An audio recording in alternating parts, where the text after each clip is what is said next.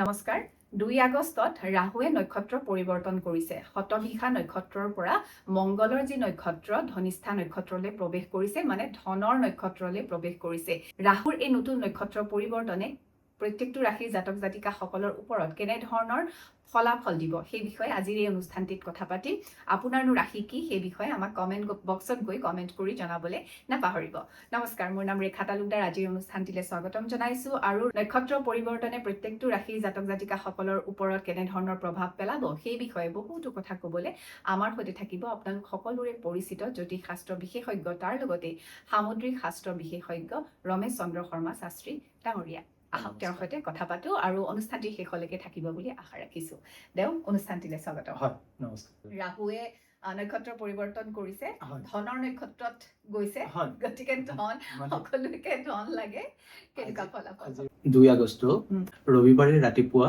3:13 ৰাহুৱে নক্ষত্ৰগত পৰিৱৰ্তন এটা হৈছে কিন্তু মূল পৰিৱৰ্তনটো আমাৰ যেটো ৰাশিগত পৰিৱৰ্তন হ'ব সেইটো আমাৰ 5 ডিসেম্বৰত হ'ব 2026ৰ 5 ডিসেম্বৰত হ'ব এতিয়া কথাটো হৈছে অন্য যেখিনি মানে গ্ৰহ থাকে তেওঁলোকে এন্টি ক্লক ঘূৰে আৰু ৰাহু আৰু কেতুই ক্লক ওয়াইজ ঘূৰে অন্য গ্ৰহবিলাকে নক্ষত্ৰসমূহৰ আগুৱাই যায় এতিয়া এনেকে চালে ৰাহু এতিয়া পিছুৱাই আহিছে অৰ্থাৎ শতভিষা নক্ষত্ৰৰ পৰা ধনিষ্ঠা নক্ষত্ৰলৈ পিছুৱাইছে অন্য গ্ৰহখিনিয়ে ধনিষ্ঠা নক্ষত্ৰ পাৰ হৈহে শতভিষা নক্ষত্ৰ পাইগৈ কথাটো মন কৰিছে গতিকে আপোনালোকে কথাটো মন কৰিব যে আপোনালোকৰ ৰাশিত যিসকলৰ জন্ম সময়ত ৰাহু গ্ৰহ শুভ স্থানত আছে সেই সকল ব্যক্তিৰ কাৰণে শুভ ফল প্ৰাপ্তিত যথেষ্ট সুবিধা হ'ব আৰু যিসকলৰ জন্ম সময়ত ৰাহুটো নিচস্থ বা দুস্থানত আছে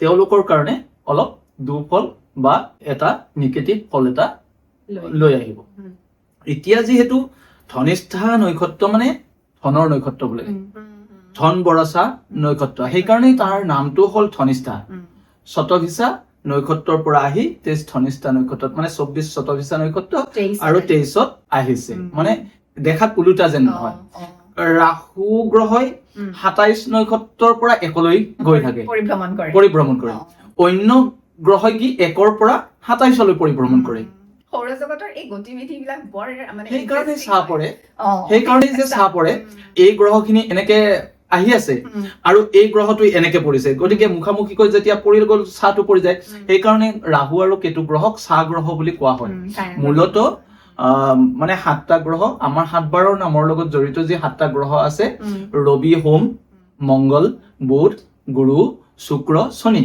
এই 7টা মূল গ্ৰহ এই 7টা মূল গ্ৰহৰ ভিতৰত ৰবি আৰু চন্দ্ৰৰ গতি প্ৰত্যেকটো গ্ৰহৰ ওপৰতেই তেওঁৰ এটা ছাঁ বা প্ৰভাৱ এটা পৰে ৰাহু আৰু কেতুৰ কিন্তু কথাটো হ'ল আমাৰ ওচৰত একেবাৰে ওচৰত থকা গ্ৰহ দুটা হৈছে ৰবি আৰু চন্দ্ৰ বুধো আছে কিন্তু ৰবি আৰু চন্দ্ৰৰ যিটো আমাৰ প্ৰভাৱ পৃথিৱীত এই প্ৰভাৱটো অত্যধিকভাৱে পৰে এতিয়া ধনিষ্ঠা নক্ষত্ৰটো কাৰ নক্ষত্ৰ ইয়াৰ অধিপতি কোন এই কথাখিনি যদি আমি বিশ্লেষণ কৰো তেনেহলে দেখা যায় ধনিষ্ঠা নক্ষত্ৰৰ অধিপতি হৈছে মংগল গ্ৰহ গতিকে মংগলৰ নক্ষত্ৰত যেহেতু প্ৰৱেশ কৰিব ৰাহুৰ প্ৰভাৱটো আৰু বাঢ়িব যিবিলাকৰ শুভ আছে সেইবিলাকৰ শুভ ফলটো আৰু বাঢ়িব যিবিলাকৰ অশুভ আছে তেওঁলোকৰ অশুভ ফলটো বাঢ়ি যাব আৰু ইয়াৰ দেৱতা হৈছে মানে গ্ৰহ অধিপতি মংগল ইয়াৰ দেৱতা হৈছে অষ্টবসুই কি কৰে ধন বৰ্ষা কৰে ধন ধান প্ৰাপ্তি কৰে যিসকলৰ অত্যন্ত বেয়া আছিল তেওঁলোকৰো বেয়াৰ প্ৰভাৱটো কিছু পৰিমাণে কমাব ধনিষ্ঠা নক্ষত্ৰত প্ৰৱেশ কৰাৰ লগে লগে আৰু এই যে মংগল গ্ৰহ 2027 এপ্ৰিললৈকে এই ধনিষ্ঠা নক্ষত্ৰতে থাকিব ধনিষ্ঠা নক্ষত্ৰত যেহেতু থাকিব থাকাৰ লগে লগে ৰাহু মংগলৰ যিটো সংযোগ সেই সংযোগে বহু ব্যক্তিৰ বা বহু ৰাশিৰ কাৰণে শুভ ফল লৈ আহিছে বা সুবতৰা লৈ আহিছে নক্ষত্ৰৰ যিটো সঞ্চাৰৰ ফলে কোনটো ৰাশিক কেনেধৰণে ফল দিব সেই কথাখিনি আমি আজিৰ এই আলোচনাত যদি লৈ আহো তেনেহলে আমি প্ৰথমে দেখিম মেষ ৰাশিৰ পৰা আমি আৰম্ভ কৰিলে নিশ্চয় ভাল হ'ব যিসকল মেষ ৰাশিৰ ব্যক্তি মেষ ৰাশিৰ অধিপতি হৈছে মংগল আপোনালোকে সকলোৱে জানে যেহেতু ধনিষ্ঠা নক্ষত্ৰটো মংগলৰ নক্ষত্ৰ গতিকে ধনিষ্ঠা নক্ষত্ৰ মানে ধন বৰ্ষা নক্ষত্ৰ আৰু তাত ৰাহুৱে আহি প্ৰৱেশ কৰিব কুম্ভৰ পৰা। এতিয়া যিহেতু কুম্ভতে থাকিব, ৰাহুটো কুম্ভতে থাকিব, কিন্তু বৰ্তমান ৰাহু যিহেতু কুম্ভ ৰাশিত থাকি ধনিষ্ঠা নক্ষত্ৰত তাতেই প্ৰৱেশ কৰিব, গতিকে 5 ডিচেম্বৰতহে যিহেতু ৰাশিৰ পৰিৱৰ্তন কৰিব, গতিকে ধনিষ্ঠা নক্ষত্ৰৰ পৰা আমি কুম্ভ ৰাশিৰ পৰাই এই বিশ্লেষণটো চাব লাগিব। তেতিয়া মেষ ৰাশি কুম্ভ ৰাশিৰ পৰা তৃতীয় স্থানত আছে। তৃতীয় স্থানত সাধাৰণতে ৰাহুৰ যিটো প্ৰভাৱ ই অত্যন্ত মানে সুখদায়ক হ'ব, আনন্দদায়ক হ'ব, বা ই ধন ধানৰ ক্ষেত্ৰত যথেষ্ট এটা ভাল দিব। কিন্তু সাৱধান থাকিব, ৰাহুৱে অত্যন্ত লোভত পেলায়। মানে ৰাতিটো আপুনি আগমুহূৰ্তত কৈছেই, ৰাতিটোৰ ভিতৰতে ৰজা কৰে বা ধন দৌলত তোৰ মানে মেজি বনায়। কিন্তু ৰাতিটোৰ ভিতৰতে আপুনি এই কথাষাৰ কোৱা নাই যে ৰাতিটোৰ ভিতৰতে গতিকে যদি আপোনালোকে অসাৱধান বশতঃ কিবা লোভবশতঃ এই ধৰক মোবাইলৰ মেছেজতেই কওঁ, মোবাইলত দিয়ে ৰাতিটোৰ ভিতৰতে ইমান লাভৱান হ'ব, সেনেকুৱা মেছেজত যদি আপোনালোকে ভুল যায় তেনেহলে আপোনালোক নিঃস্ব হ'ব, আপোনালোক ৰিক্ত হৈ যাব, আপোনালোকৰ একাউণ্টত থকা ধন ৰাতিটোৰ ভিতৰতে নাইকিয়া হ'ব। গতিকে আপোনালোকে কোনো লোভবশতঃ তেনেধৰণৰ মেছেজৰ প্ৰতি, সেই লোভনীয় মেছেজৰ প্ৰতি বহুত গুৰুত্ব নিদিব, আকৃষ্ট নহব। যদি আকৃষ্টতা বাঢ়ে তেনেহলে আপোনালোকৰ বিপদ অনিবাৰ্য। মেষ ৰাশিৰ ব্যক্তিসকলৰ কাৰণে, যিসকল মেষ ৰাশিৰ ছাত্ৰ ছাত্ৰীয়ে বিশেষকৈ কম্পিউটাৰ বা টেকনিকেল লাইনটোত মানে ইঞ্জিনিয়াৰিং লাইনটোত আছে, তেওঁলোকৰ কাৰণে নতুন চিন্তা শক্তি বা উদ্ভাৱন শক্তিৰ এক প্ৰেৰণা পাব। এইটো শিক্ষাৰ্থীসকলৰ কাৰণে ভাল। কম্পিউটাৰৰ শিক্ষাৰ্থী বা ইঞ্জিনিয়াৰিং লাইনৰ ছাত্ৰ ছাত্ৰীসকলৰ কাৰণে, যিসকল মেষ ৰাশিৰ ছাত্ৰ ছাত্ৰী, তেওঁলোকৰ কাৰণে ৰাহু ধনিষ্ঠা নক্ষত্ৰলৈ যোৱাৰ ক্ষেত্ৰত তেওঁলোকৰ ভাল হ'ব। ব্যৱসায়ীসকলৰ কাৰণেও যিহেতু ধন বৰ্ষা নক্ষত্ৰত আছে, ধনিষ্ঠা নক্ষত্ৰত প্ৰৱেশ কৰিব, গতিকে ব্যৱসায়ীসকলৰ কাৰণেও ভাল হ'ব। কিন্তু ব্যৱসায়ীসকলৰ কাৰণে এই যে মই ক'লো মানে অত্যন্ত লোভনীয় কিছুমান মেছেজত আপোনালোক আকৃষ্ট নহব, সেইটোক মনটোক সংযত কৰি আপোনালোকে কৰ্মত, বিশেষকৈ আপোনালোকৰ 17 আগষ্টৰ পৰা 17 ছেপ্টেম্বৰ এই সময়ছোৱা যিহেতু ৰবি গ্ৰহ আকৌ কেতুৰ লগত থাকিব, গতিকে ৰবি হল আমাৰ মন মগজুৰ কাৰক। গতিকে আপোনালোকৰ মন মগজুক কিছুমান বিচলিত কৰিব পাৰে। এই বিচলিত ভাৱে যদি আকৃষ্ট হয় তেনেহলে আপোনালোকৰ কিন্তু বিপদ অনিবাৰ্য। কাৰণ মেষ ৰাশিৰ পৰা পঞ্চমত ৰবি আছে, ৰবি আৰু কেতু থাকিব, গতিকে এই কথাটো আপোনালোকে নিশ্চয় মন কৰিব। বৃষ ৰাশিৰ কাৰণে যিহেতু ৰাহুৰ পৰা অৰ্থাৎ কুম্ভ ৰাশিৰ পৰা 4ৰ্থ স্থানৰ হ'ব, গতিকে বৃষ ৰাশিৰ যিসকল ব্যক্তি আছে তেওঁলোকৰ কাৰণেও কিন্তু যথেষ্ট এটা সুখবৰ আহিছে বুলি ক'ব পাৰে। কাৰণ বৃষ ৰাশিত সেই সময়ত যিহেতু বৃহস্পতিৰ একাদশ স্থান হৈ থাকিব, বৃহস্পতি এতিয়া যিহেতু কৰ্কট ৰাশিত আছে, গতিকে একাদশ স্থানটো বৃহস্পতিলৈ তৃতীয় স্থান হ'ব, গতিকে ভাতৃসকলৰ পৰা সহায় পোৱাৰ যোগ আছে। বৃষ ৰাশিৰ ব্যক্তিসকলে ভাতৃৰ পৰা কৰ্মৰ ক্ষেত্ৰত হওক বা ধনৰ ক্ষেত্ৰত হওক বা গৃহৰ ক্ষেত্ৰত হওক উন্নতিৰ যোগ আছে। বিবাহ আদি বা শুভ কৰ্মৰ চিন্তা চৰ্চা আপোনালোকৰ ঘৰত এইকেইটা দিনত চলিব পাৰে, বা ধন অকস্মাতে আপোনালোকৰ বীমাকৰণৰ ধন বা তেনেধৰণৰ জমা ধন, আপোনালোকৰ সঞ্চয় কৰা ধন আপোনালোকে পাবলৈ সক্ষম হ'ব। এই ক্ষেত্ৰত বৃষ ৰাশিৰ ব্যক্তিসকলৰ কাৰণে শুভ বুলি ক'ব পাৰি। যিসকল মিথুন ৰাশিৰ ব্যক্তি, মিথুন ৰাশিৰ অধিপতি যিহেতু বুধ, বুধৰ লগত এক ৰাহুৰ মিত্ৰতা থাকে। ৰাহুৱে বুধ গ্ৰহক ভাল পায়, ৰাহুৱে বুধ গ্ৰহক ভাল পায়, বুধেও ৰাহুক বেয়া নাপায়। মিথুন ৰাশিৰ ব্যক্তিসকলৰ কাৰণেও শুভ ফল প্ৰাপ্তি হ'ব। ধন ধানৰ ক্ষেত্ৰত, নতুন ব্যৱসায়ৰ ক্ষেত্ৰত উন্নতিৰ যোগ এটা আছে। কিন্তু হলেও তেওঁলোকৰ যিহেতু বুধৰ পৰা তৃতীয় স্থানত ৰবিৰ লগত কেতু থাকিব, ভাতৃ স্থানত কিছু চিন্তনীয় কাৰণ হৈ আছে। ভাতৃৰ ক্ষেত্ৰত বা পিতৃৰ ক্ষেত্ৰত তেওঁলোকৰ চিন্তনীয় কাৰণ হ'ব পাৰে, যিখিনি মিথুন ৰাশিৰ ব্যক্তিসকলৰ। গতিকে ৰবিৰ লগত কেতুৰ সংযোগে এই সময়টোত যথেষ্টখিনি সমস্যা আনিব পাৰে। ধনস্থানত কিন্তু তেওঁলোকৰ ভাল এটা ফল আহিব, প্ৰভাৱ এটা আহিব। যদিও মংগলৰ নক্ষত্ৰত ৰাহু প্ৰৱেশ কৰি বুধৰ লগত মংগলৰ যিহেতু শত্ৰুতা, তথাপি কিন্তু ৰাহুৰ যিহেতু বুধৰ লগত মিত্ৰতা আছে, সেই ফালৰ পৰা মানে মিথুন ৰাশিক যথেষ্ট এটা সুফল দিব। কৰ্কট ৰাশিৰ ক্ষেত্ৰত ৰাহুৰ ষষ্ঠ স্থানৰ ৰাশি হ'ব। গতিকে চন্দ্ৰৰ অধিপতি কৰ্কট ৰাশিৰ কাৰণে এই যে 17 আগষ্টৰ পৰা 17 ছেপ্টেম্বৰলৈ এই সময়খিনি কিন্তু অলপ সাৱধানে থাকিব লাগিব, নহলে তেওঁলোকে কোনোবা খণ্ডত নহয় কোনোবা খণ্ডত তেওঁলোকে লোকচানৰ সন্মুখীন হ'ব পাৰে। কৰ্কট ৰাশিৰ ব্যক্তিসকলে বা দুশ্চিন্তা বাঢ়িব পাৰে, দুশ্চিন্তা তেওঁলোকৰ বাঢ়িব পাৰে। সিংহ ৰাশিৰ ক্ষেত্ৰতো তেওঁলোক যথেষ্ট সাৱধান হ'ব লাগিব, তেওঁলোকৰো দুশ্চিন্তা বঢ়াৰ সময়। এতিয়া কৰ্কট আৰু সিংহ এই দুটা ৰাশিৰে যদি একেলগে পোৱা যায় তেনেহলে দুটা ৰাশিকেই ৰাহুৰ এই ধনিষ্ঠা নক্ষত্ৰৰ প্ৰৱেশে কিছু নকাৰাত্মক ফল লৈ আহিছে। তেওঁলোকৰ কাৰণে ফলটো বৰ শুভ নহয়, কৰ্কট ৰাশি আৰু সিংহ ৰাশিৰ কাৰণে। গতিকে সিংহ ৰাশিত যিহেতু ৰবি কেতুৰ লগত থাকিব, গ্ৰহণযোগ হৈ থাকিব, গতিকে এই গ্ৰহণে মন মগজুত কিছু ব্যতিক্ৰমী প্ৰভাৱ পেলাব পাৰে। গতিকে আপোনালোকে সাৱধান হ'ব। যিসকল ব্যক্তি সিংহ ৰাশিৰ ল'ৰা ছোৱালীৰ বিদ্যা বুদ্ধিৰ ক্ষেত্ৰতো অলপ সমস্যা আনিব পাৰে, দূৰ ভ্ৰমণৰ ক্ষেত্ৰত আপোনালোক সাৱধান হওক। বিশেষকৈ 17 আগষ্টৰ পৰা 17 ছেপ্টেম্বৰৰ ভিতৰত নতুন ব্যৱসায় বাণিজ্য আৰম্ভ নকৰা ভাল, বা লেনদেনৰ ক্ষেত্ৰত সাৱধান হওক, চিন্তা চৰ্চা কৰিহে লেনদেন কৰিব। কুম্ভ ৰাশিৰ পৰা সপ্তম স্থানত যিহেতু সিংহ ৰাশিটো থাকিব, গতিকে সিংহ ৰাশিত অন্যহাতে কেতু যিহেতু ৰবিৰ যুক্ত হৈ থাকিব 17 আগষ্টৰ পৰা 17 ছেপ্টেম্বৰৰ এই সময়খিনি বিশেষকৈ সিংহ ৰাশিৰ কাৰণে যথেষ্ট সাৱধানতা অৱলম্বন কৰিব লাগিব। তেওঁলোকৰ সপ্তমত ৰাহু থাকিব আৰু লগত ৰবিৰ লগত কেতু থাকিব, মানে ৰাশিতেই কেতুটো থাকিব, কেতুই হেতু হেৰাই বুলি কয়। গতিকে সিংহ ৰাশিৰ কাৰণে যথেষ্ট নকাৰাত্মক ফল এটা লৈ আহিছে। গতিকে এই নকাৰাত্মক ফলটোৰ পৰা ৰক্ষা পাবৰ কাৰণে তেওঁলোকৰ যথেষ্ট সাৱধান হ'ব লাগিব। প্ৰতিকাৰ হিচাপে তেওঁলোকে শনিবাৰে ব্ৰত পালন কৰা, শনি মন্দিৰৰ দৰ্শন কৰা, বা সিংহ ৰাশিৰ ব্যক্তিসকলে চণ্ডালক ভোজ্যাদি দান কৰা অত্যন্ত উত্তম হ'ব। এতিয়া অষ্টম স্থানৰ গ্ৰহ কন্যা ৰাশি, মানে কুম্ভ ৰাশিৰ পৰা অষ্টম স্থানৰ গ্ৰহ হৈছে কন্যা ৰাশি। কন্যা ৰাশি যদিও অষ্টম স্থানত, তাৰ অধিপতি হৈছে বুধ। বুধৰ যিহেতু অধিপতি, গতিকে কন্যা ৰাশিৰ ওপৰত সিংহ ৰাশিৰ দৰে নকাৰাত্মক প্ৰভাৱ নপৰে। সিংহ ৰাশিতে অত্যন্ত নকাৰাত্মক প্ৰভাৱ পৰিছে, কৰ্কটৰ ওপৰত তাৰকৈ কম, আৰু কন্যা ৰাশিৰ ওপৰতো ঠিক কৰ্কটৰ সমানেই নকাৰাত্মক প্ৰভাৱ এটা আছে অষ্টম স্থানৰ ৰাশি হিচাপে।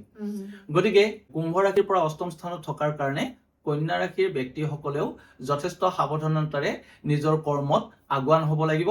আৰু যদিও ধনিষ্ঠা নক্ষত্ৰত প্ৰৱেশ কৰিছে, তেওঁলোকৰ ধন প্ৰাপ্তিৰ বিপৰীতে তেওঁলোকৰ ধন লোকচান হোৱাৰ সন্মুখীনহে হ'ব পাৰে। পঢ়া শুনা কৰা যিবিলাক ছাত্ৰ ছাত্ৰী আছে, তেওঁলোকৰো পঢ়া শুনাত বিসংগতি আহিব পাৰে। গতিকে আমি যদি দেখো, মানে ভালকৈ বিশ্লেষণ কৰি চাওঁ, তেনেহলে কৰ্কট, সিংহ, কন্যা এই তিনিওটা ৰাশিৰ ওপৰত এক নকাৰাত্মক প্ৰভাৱ এটা ৰাহুৱে লৈ আহিছে। আকৌ তুলা ৰাশিৰ কাৰণে কিন্তু এটা সকাৰাত্মক ফল লৈ আহিছে, কাৰণ তুলা ৰাশি নৱম স্থানৰ থাকিব আৰু তুলা ৰাশিৰ অধিপতি হৈছে শুক্ৰ। তুলা ৰাশিৰ ব্যক্তিসকলৰ কাৰণে যথেষ্টখিনি ভাল হ'ব আৰু তেওঁলোকৰ ধন ধানৰ উন্নতিৰ যোগ এটা আছে। আৰু এই কেইটা দিনত যদিও একাদশত, তুলা ৰাশিৰ একাদশত কেতু থাকিব, একাদশৰ কেতুৱে বেয়া নকৰে, একাদশৰ কেতুৱে ভাল কৰিব, কিন্তু একাদশৰ ৰবিও বেয়া নকৰে। কিন্তু ৰবি কেতু একলগ থকাৰ কাৰণে অকণমান প্ৰভাৱ এটা পৰিব, কিন্তু হলেও একেবাৰে তেওঁলোক চিন্তনীয় নকাৰাত্মক ফলৰ মুখামুখি হ'বলগীয়াত নপৰে। তেওঁলোকৰ যথেষ্ট সুফল আহিব, ধন ধানৰ ক্ষেত্ৰত উন্নতি হ'ব, ব্যৱসায়ৰ ক্ষেত্ৰত উন্নতি হ'ব, পঢ়া শুনা ল'ৰা ছোৱালীৰ ক্ষেত্ৰত এক আগুৱাই যোৱাৰ সুবিধা এটা থাকিব। বিশেষকৈ এই যে ধনিষ্ঠা নক্ষত্ৰৰ আপোনালোকক বৰ্তমান মই যিটো কৈ আছো, এইটো কেৱল ধনিষ্ঠা নক্ষত্ৰলৈ সঞ্চাৰৰ ফলটোহে কৈ আছো। এতিয়া বৃশ্চিক ৰাশিৰ কাৰণে যথেষ্ট ভাল ফল থাকিব, কাৰণ বৃশ্চিক ৰাশিৰ অধিপতি হৈছে মংগল, মংগলৰ নক্ষত্ৰ। গতিকে মংগলৰ নক্ষত্ৰ হোৱা হেতুকে বৃশ্চিক ৰাশিৰ ব্যক্তিসকলৰ নতুন কৰ্মোদ্যম বাঢ়িব, নতুন কৰ্মৰ সংযোজন হ'ব। চাকৰি প্ৰাপ্তিসকল, মানে আশাবাদীসকলে চাকৰিৰ কাৰণে এটা নতুন যোগাযোগ এটা আহিব, তেওঁলোকৰ জীৱনলৈ নতুন ৰেঙনি এটা আহিব বুলি আমি ক'ব পাৰো।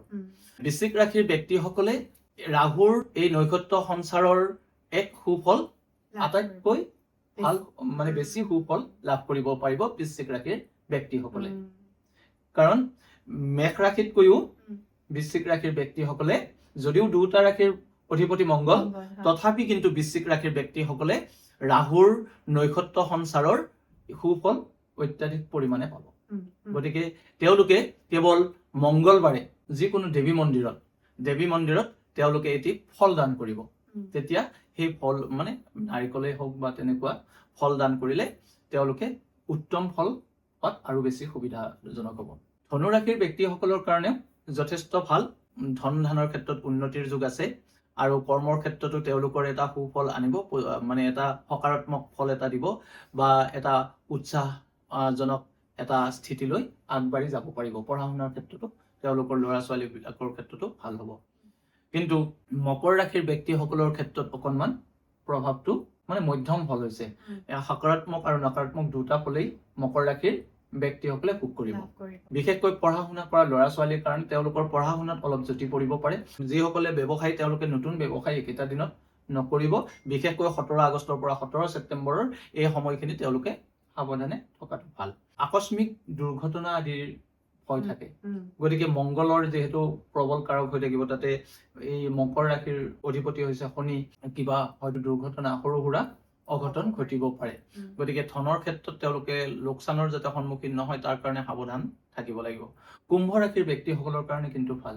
কুম্ভ ৰাশিতেই ধনিষ্ঠা নক্ষত্ৰত যিহেতু সেই ৰাশিতেই থাকি নক্ষত্ৰ সঞ্চাৰ হ'ব, গতিকে কুম্ভ ৰাশিৰ ব্যক্তিসকলৰ কাৰণে আকৌ যিহেতু তাত মংগলৰ নক্ষত্ৰত প্ৰৱেশ কৰিব আৰু অষ্টবসু যিহেতু বসু মানে ধন বৰ্ষা, গতিকে ধনৰ গৰাকী, গতিকে তেওঁলোকৰ কুম্ভ ৰাশিৰ ব্যক্তিসকলৰ কাৰণেও সন্ধানৰ ক্ষেত্ৰত উন্নতি হ'ব বা নতুন এটা কৰ্ম উদ্যম এটা তেওঁলোকৰ আহিব। মীন ৰাশিৰ ব্যক্তিসকলৰ কাৰণে মধ্যম ফল দিছে, যিহেতু দ্বিতীয় স্থান পৰাৰ কাৰণে ওলোটাকৈ দ্বাদশ স্থান, ৰাহুৰ কাৰণে দ্বাদশ স্থানতো যিহেতু ৰাহুৰ এটা দৃষ্টি এটা থাকে, গতিকে নিজৰ স্থানৰ পৰা সেইফালৰ পৰা ৰাহুৰ পৰা মানে দ্বাদশ স্থান হয়।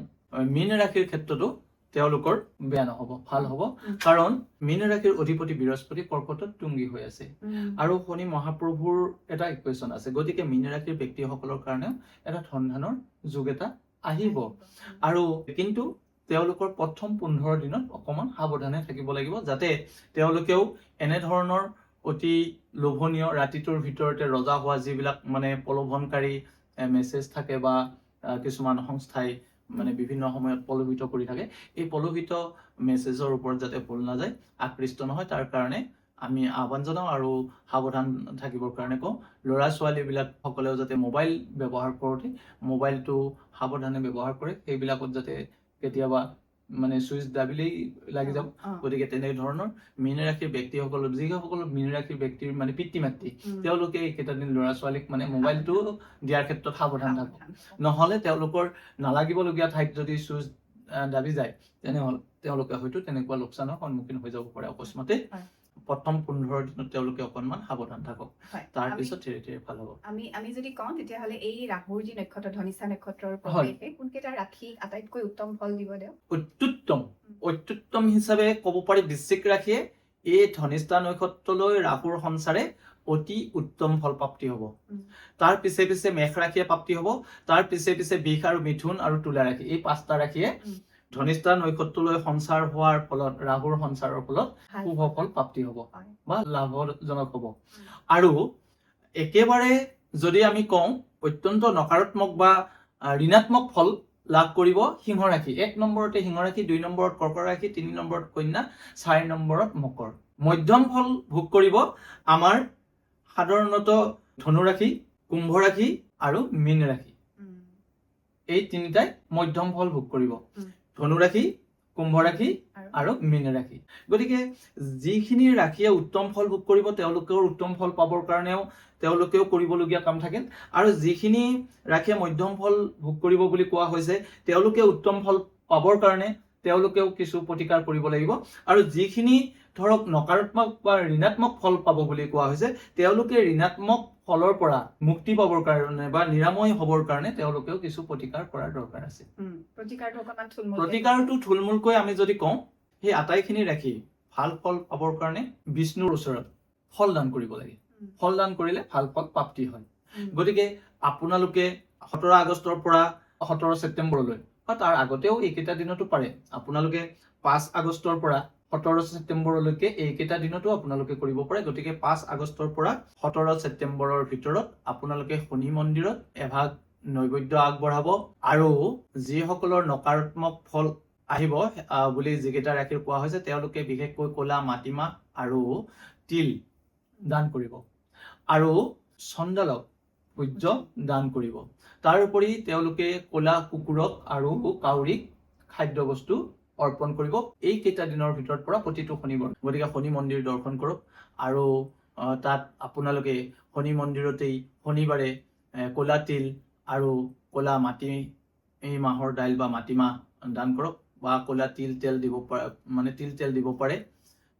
তাৰোপৰি ক'লা কুকুৰক আৰু কাউৰীক আপোনালোকে খাদ্য বস্তু শনিবাৰে ৰাতিপুৱা আপোনালোকে অৰ্পণ কৰক। তেতিয়া আপোনালোকৰ যি ৰাহুৰ নকাৰাত্মক বা ঋণাত্মক যি ফল আহিব বুলি কোৱা হৈছে, সেই ঋণাত্মক ফলৰ পৰা আপোনালোকে নিৰাময় বা মুক্তি পাব আৰু আপোনালোকৰ মংগলময় হ'ব।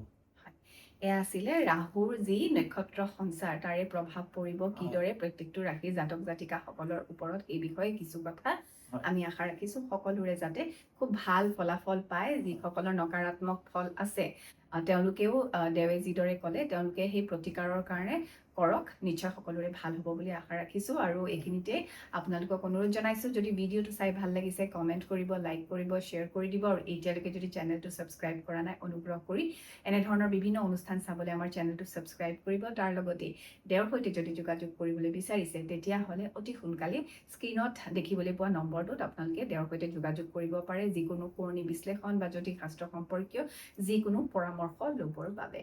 দেও ধন্যবাদ। আমি আকৌ কথা পাতিম আৰু ভিডিঅ' লৈ আহিম। আজিলৈ আমি সামৰো আৰু ইমানখিনি পৰামৰ্শ দিয়াৰ বাবে আপোনাক অশেষ ধন্যবাদ জনাইছো। আজিলৈ আমি দুয়োগৰাকী এইখিনিতে আপোনালোকৰ ওচৰৰ পৰা বিদায় লৈছো। সকলোৱে ভালে কুশলে থাকিব। সকলোৰে মংগলময় হওক।